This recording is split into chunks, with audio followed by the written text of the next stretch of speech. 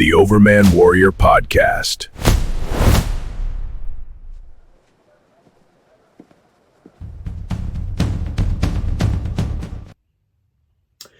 Hi, it's Rich Hoffman here. Just to kind of, I get nasty messages all the time. This one's a little bit different because it's about my happiness that Thomas Massie, Trump's endorsement, knocked him out of the race, and that Trump's endorsement continues to destroy rhino Republicans, and this belief that Thomas Massie was somehow going to save the party from people like Trump, and how Democrats rallied. When Democrats like you, you got a problem. You're not the most conservative member of the party if Democrats are out there rooting for you. And they're out there rooting for Thomas Massie. They were, because they were hoping Thomas Massie was going to undo the Trump agenda, which essentially is the America First agenda. People who stood with Trump, voted for Trump all along over the years, obviously want to see the MAGA movement move forward. And it gets pretty confusing because you have people of your own party, people that I've known for years, Tea Party types, and it's one thing to sit in a room and say, we're going to be authentic. We're going to be righteous and pursue justice for all their good reasons. And then you start getting into a debate over, there's some people I had debates with over Ron Paul for president and Rand Paul. I know quite a few people that I was pretty close with who went from the Tea Party, jumped right into Rand Paul's office as libertarians and started advocating for marijuana passage. And that was not something I could go with them on. In this whole Thomas Massie issue, there's some pretty upset people about it. Here's a person, and I normally don't do this, but I will in this case because I think it says a lot about the anti-Trump movement within the Republican Party and what they believe. And when that tether was taken away from them, this hope that Thomas Massie was going to all of a sudden knock Trump out, when that was removed, there's been this fantasy for a while that if only a few Rand Pauls out there would go against it, the Tea Party coalition would rise up and knock Trump out, and we'd get some kind of other politician again. And I don't want that. I don't think anybody truly in the MAGA movement wants that. But here's some real hope that Massie represented an anti-Trump removal from the Republican Party. And you hear those kinds of people out there that are anti-Vivek Ramaswamy. And again, these are people, Tea Party people that I've known for years that I typically like, and I think they're very sincere. But do they get it? And I think you can just listen to this comment from this person to me about Thomas Massie, and you'll see pretty quick what's going on here. I'll play it for you. Here's a comment left for me based on my opinions about Thomas Massie being defeated, which I was happy with. On doing something about the Epstein shit, and the guy actually doing something about it is the enemy.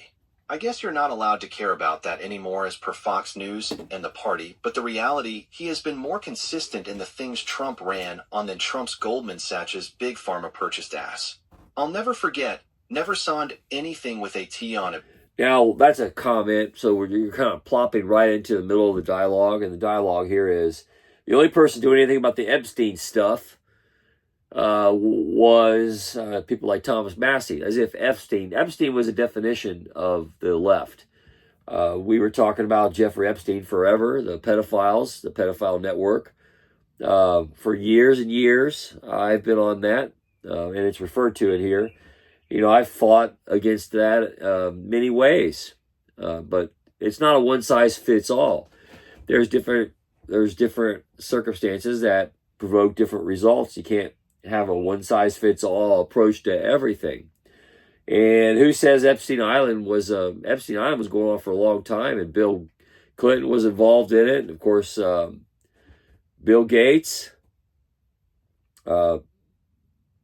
it's been a real problem for a long time. Is that three-letter agencies putting forth the Epstein stuff to get dirt on people, so they use extortion tactics? Probably, sure. But is Trump associated with it? The leftist media tried to make that association to try and pull him down when nothing else worked. And you have to understand that game for what it is. So here is the person trying to use my own words about pedophilia against me by saying, well, you're supporting Trump, you're supporting pedophiles. And if you're going against Thomas Massie, he was the only one who was really going against pedophilia. He was the only one of the corrupt senators out there or congressmen trying to fight this kind of thing. And you're going against him. So you're talking out of both sides of your you-know-what.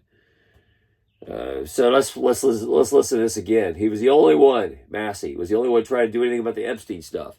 Epstein was a definition of the left when nothing else stuck. They were trying to associate Trump with Jeffrey Epstein and trying to pull Melania into it and all kinds of elements, and associating that everybody in that circle of power was equally corrupt, including Trump. And that's why you should not vote for Trump. And that's why the Trump movement should be eradicated.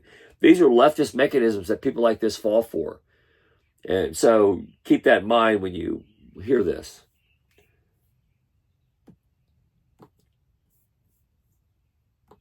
He runs on doing something about the Epstein shit, and the guy actually doing something about it is the enemy. I guess you're Massie. not allowed to care about that anymore as per Fox News and the party, but the reality, he has been more consistent in the things Trump ran on than Trump's Goldman Sachs' big pharma purchased ass. I'll never forget, never signed anything with a T on it before. Now we have another Mossad blackmailed pedo shill that drags us into being used like a Pez dispenser by Israel, so that we can't even have the first-term Trump economy. It is beyond ironic for you to even complain about the military-industrial complex when you cannot understand actions speak louder than words.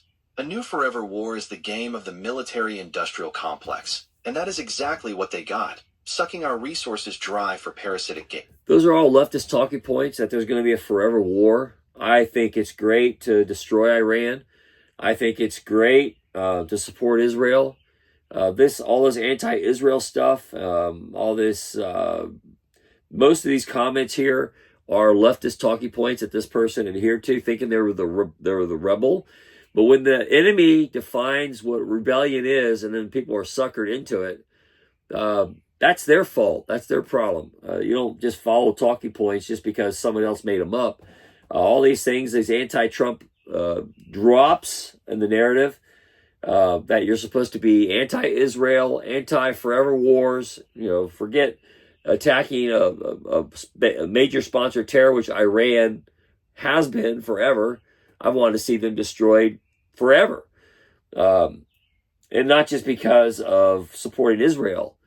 The left has defined all these anti-Trumpisms, which this person completely adhered to. And Thomas Massie was their hero. That's why Thomas Massie became the hero of the left, because he was advocating, supposedly as a insider, a Trojan horse on the right. He was advocating all these things that could bring the Trump administration down from the inside. It's just very interesting. You're basically just talking out your ass because Massie is the one actually opposing that stuff. He also cared more about gun rights more than the rest with the National Constitutional Carry Act that all the pussy-footed Republicans once again unsurprisingly never do when they should have all the means to do so. They never advance freedom. Thomas Massie walked the walk. Trump only talked the talk, then gaslit us on the issue, just like he did with WikiLeaks. Suddenly, it's not his deal in life. You're a brain-dead mockingbird pussy, who's now doing the whole don't engage thing the left does. You flip-flop the moment you're told to. The lesser of two evils strategy has failed us for generations, giving us the endless totalitarian tiptoe that pussies like you have been selling out to your whole life. All lesser of two evils has done is normalize evil and gradually make people fall in love with more evil, confusing it for good. Now there you sit, gaslighting on behalf of the pedocracy you formerly condemned. This shit is clearly corrupting to the soul. I know you're a lost cause, but damn, do you even have memory? Go on now, be the holy one, don't engage fucking pussy. If Trump was fucking your kid, would you trust the plan, man? It's 5D chess, and you're calling us the pothead. All right, lot going on there. Pedophilia. The association there is that Trump somehow, this is again, all the leftisms that have been dropped into the narrative, this person adheres to as if it's a fact. And that's that Trump is out there having sex with children because of Epstein Island, because of some plot that Bill Clinton and the gang were all involved in, Bill Gates and many were involved in, that the left tried to associate and paint to Trump, and then this person adheres to it like it's a fact. And there are a lot of adults, especially in the education industry, that are involved in pedophilia. But the left doesn't get to decide who gets associated with it. And this person clearly has bought into this narrative that Trump, by default, is associated with pedophilia because of the Epstein files, completely a mechanism of the political left, and that we're not supposed to support Trump because of it. All these are mechanisms meant to erode away the Trump base, which clearly, in the case of this person, it clearly has worked. And these are the same kind of people out there protesting against Vivek Ramaswamy. And there's all, I'm sure, behind this statement, there's the fear and concern that Trump comes out and puts his finger on the scale and says, get rid of Thomas Massie, and it works. They're going to find out that the same thing is going to work for Vivek Ramaswamy. He's going to be the governor. And they're going to go out and make idiots of themselves. They're going to go out there and say, vote for Casey the car guy. He's the most authentic person in the race.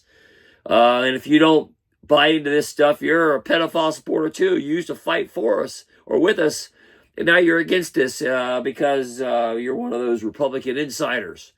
And as soon as they call you and tell you to say this or say that, you're going to do it. No, nobody calls me and tells me anything. And that's why I do the private media. Because nobody's telling you to say anything. There's no sponsors to tell you. There's nobody out there that can twist your arm to get you to say something. It's all you. Now, I happen to like a lot of the people in the Republican Party, and I want to see a strong Republican Party. I want to see, from my own angle, I want to get into the Republican Party as much as possible and talk to the people who shape it, run it, and get them on board with the Trump agenda. I remember when Trump first entered the race and I brought all these things up, a lot of them laughed and thought it was silly. Trump's never going to go anywhere. He doesn't play conventional politics. So, look where we are now. Trump's defined the Republican Party. And these people are pretty upset about it because they don't have a pathway to get rid of him. And these people who are out there cheerleading that one of these assassination attempts is actually going to work so they can get rid of Trump they're the part of the problem. And they're the ones that buy all these narratives, hook, line, and sinker, like a bunch of suckers. The left defines a media platform and they adhere to it. And that's what you find with a lot of people who are supportive of Thomas Massie to erode away Trump's base. And now the anger is Trump showed that he had ultimate power. His endorsements matter more than they ever did. And they have so much power they can knock somebody off completely, no matter how much money's spent. Money can't buy loyalty. And money can't buy candidates like Thomas Massie. They're definitely not going to buy Amy Acton. They're definitely not going to be able to buy Casey the car guy to knock off Vivek Ramaswamy. And all these people, here's what's really behind comments like that. People like that don't have the guts to win. So they want perpetual chaos. They always want something to complain about so they can validate their existence. They don't want to join a party that's winning or victorious. They don't want to work with people who might not think quite the same way they do and work hard to earn their opinions, to switch those opinions more to their way of thinking. Because if you're on the winning side, now you have the responsibility of winning. There's a lot of people who don't want to win in the world. And they'll take all kinds of talking points, like in this case, they want to believe that Trump's associated with pedophilia. so that they don't have to win, be responsible for the winning team, having a winning party. They always want something to complain about. That's what I found a lot with my Tea Party friends. It was easy to find themselves when everybody was saying no to everything. We want fiscal responsibility. We want gun rights. We want all kinds of good things. And I'd say I had a private conversation with Governor DeWine recently. Everybody knows I've not been a Governor DeWine fan over the years. I am a person who will sit down with people who disagree with me and hear them out. I won't say they'll change my opinion, but I'll find a way to work with people to get something done so that we can get a win. I like winning. I like being part of the winning team, and I like bringing people into the winning mindset. And one thing is I usually, when I've been around Governor DeWine in the past, he'll say, hey, or his people will say, you want a picture with the governor? I'm like, no way. I don't want anything to do with the governor. Yeah, he's been so bad. I don't want anything to do with him. And this last time, I said, sure. You know why? Because you've been good on the Second Amendment. Now, Governor DeWine signed a lot of good Second Amendment legislation because he got in trouble with COVID. He got in trouble with conservatives. He went as anti-business and shut down so many businesses with his buddy Amy Acton running everything. He caused a lot of trouble. And I told him, I said, out of all the things that's happened over the last 8 years since you've been in the governor's mansion, you were good on the Second Amendment. He had to be because he had no choice. But we did get constitutional carry in Ohio, and we did get stand your ground laws that were quite good with Governor DeWine in office. Not because he came forth and did it himself, but because there were a lot of Republicans working in the background who talked to him every day. Were like, Governor, you need to make it up. What you did with COVID, you need to make it up to Ohioans. And he listened, and we did get something better. And that's how you shake the potatoes out of the bag when you're getting ready to cook in the kitchen. You got to find leverage and make a way to make it work for you. But when you stand against everything all the time, and some of those same people that are complaining about Trump are like anti-DeWine people. And they won't say, hey, old DeWine did something good. He gave us good Second Amendment rights, which we always should have had in Ohio, but they want to complain about somebody who has no chance of winning anything in life, which is Thomas Massie. It's the same as saying that John Kasich should be governor. There's a lot of people you don't agree with in life, and you got to get in behind lines and work them to your advantage, work them to your side of things. Make a compelling argument so they come to your version of reality. And you're not going to do that just throwing rocks on the outside. You got to get on the inside, and you got to work them to your side of things. And that's what I do, and people can like it or not like it. They can be mad. They can protest. They can say, you're not like you used to be. You used to be against pedophilia. Now you're supporting the pedophile, Trump. You're just buying into liberal talking points because you're a sucker, because you got suckered into how they play the game. And you bought the creation of Thomas Massie, someone to stand against Trump agenda and then call themselves the most conservative member of Congress in order to pull people away from Trump. It was a game all along, just like what's going on with Vivek Ramaswamy right now. Vote for anybody. You don't see people like that doing that to Amy Acton. You don't see the Democrat Party fissuring like that against each other. That's how they work together. Even though they're a bunch of suckers and communists, they work together to achieve objectives. Republicans tear each other down, and they're prone to do it. And the media plays them like a fiddle, like in this case. And that's the kind of war that goes on in the background, and that's why there's some of the kind of problems we're dealing with, whether it's assassination attempts, college people who are trying to knock off Charlie Kirk because they can't argue with him in a debate. And in this case, these guys get wrapped up in rah-rahing for Thomas Massie. He's the one that's going to stand against Trump. We can use him to knock Trump's agenda off the table and keep Democrats in power. And all these people who say this kind of stuff and supported Thomas Massie were suckers. They got suckered into being part of the enemy. And then they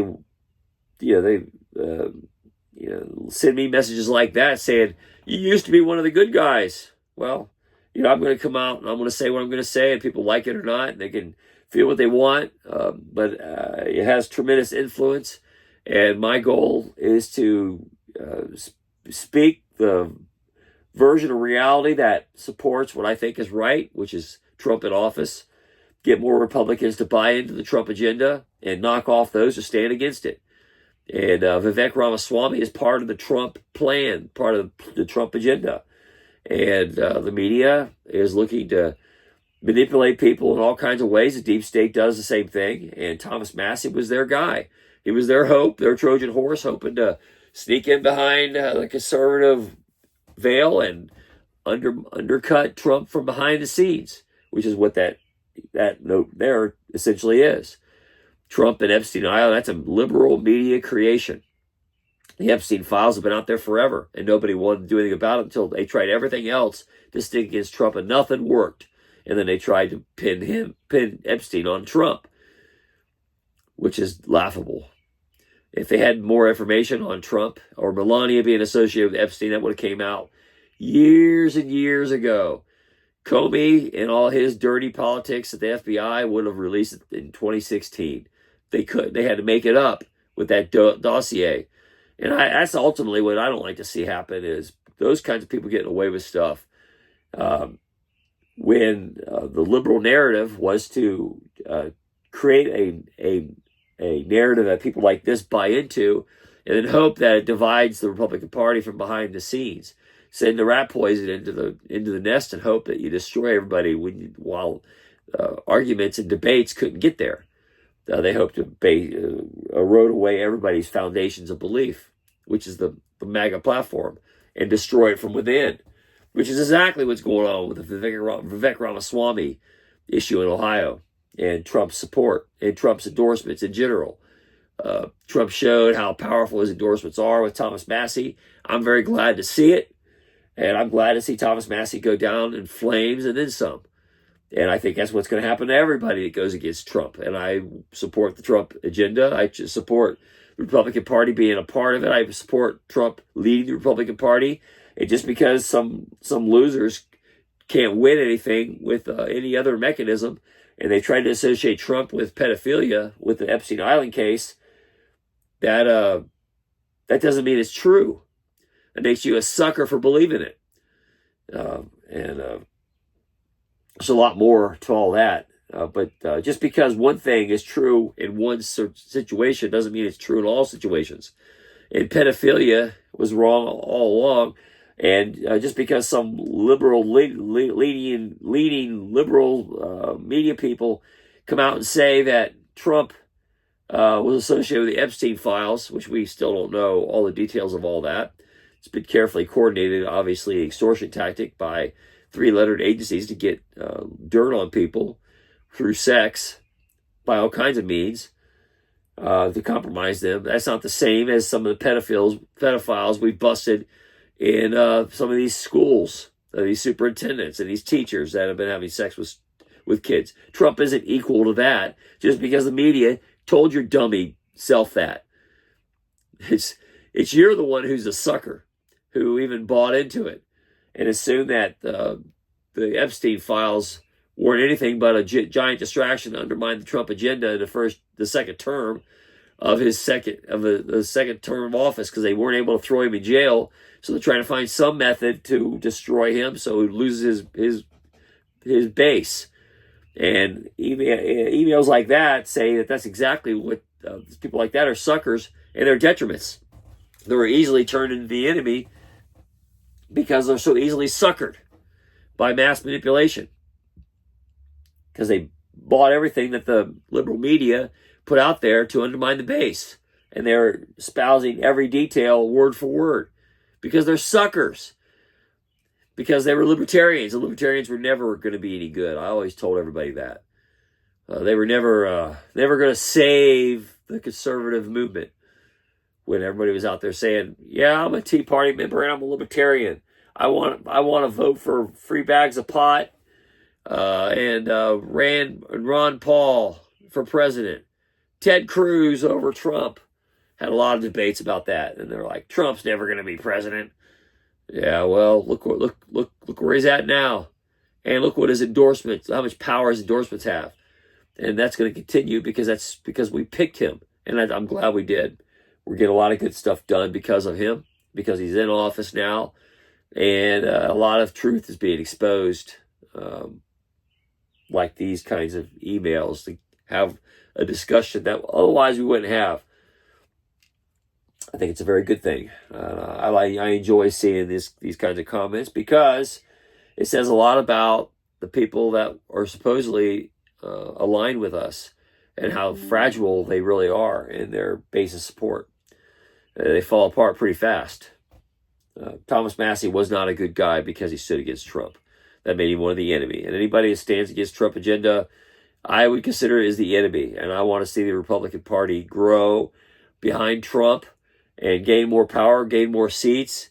And the way to get there is get more people on your side, not by believing what the liberal talking points try to use as a division tactic to split the party up, which is clearly what this person was suckered into.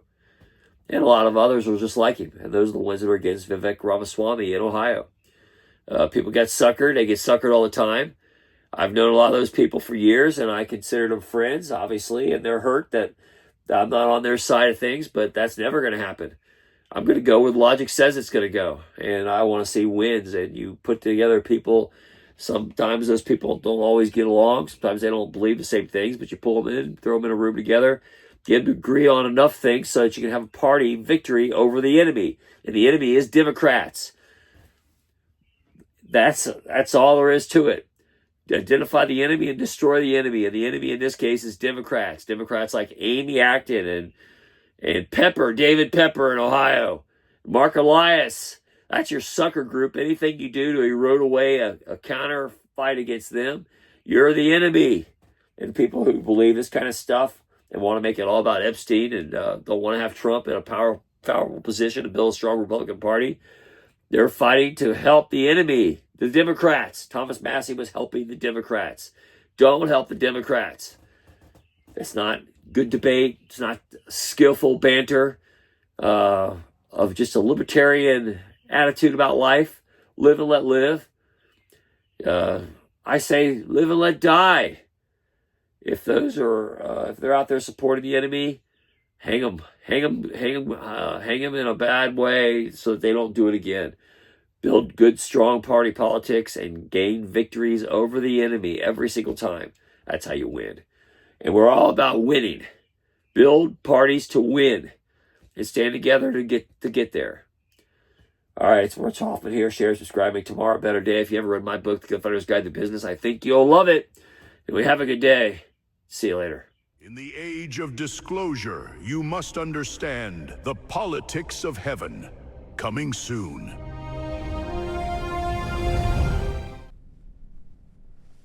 Coming soon, the politics of heaven in 2027. A treasure hunt through heaven and all human history.